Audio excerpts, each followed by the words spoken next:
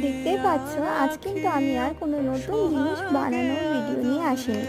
আজ আমি এসেছি আমার এই প্রিয় জিনিসগুলোর যত্ন নিতে। আজ সকালে সেরকম কোনো কাজ না থাকায় আমি মায়ের কাছ থেকে এক বাটি গরম জল করে নিয়ে এসেছি, এবং এই গরম জলটার মধ্যে আমি আমার ফেব্রিকের বোতলগুলো ডুবিয়ে রেখে দিলাম। এই বোতলগুলোর মধ্যে সবগুলোর যে রং শেষ হয়ে গেছে তা কিন্তু নয়, বেশ কয়েকটা রং শেষ হয়ে গেছে, কিন্তু অধিকাংশগুলোরই কিন্তু রং শেষ হয়নি। কিন্তু আমার মনে হয় যে সব কিছু পরিষ্কার পরিচ্ছন্ন থাকলে কাজ করার ইচ্ছা আরও বেশি বেড়ে যায়।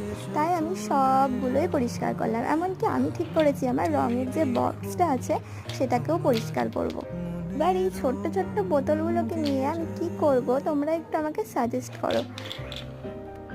এর আগে এরকম একটা ছোট্ট বোতল নিয়ে আমি কিন্তু একটি ছোট্ট টব বানিয়েছিলাম, আর তার মধ্যে আমি ক্লে দিয়ে ফুলও বানিয়েছিলাম।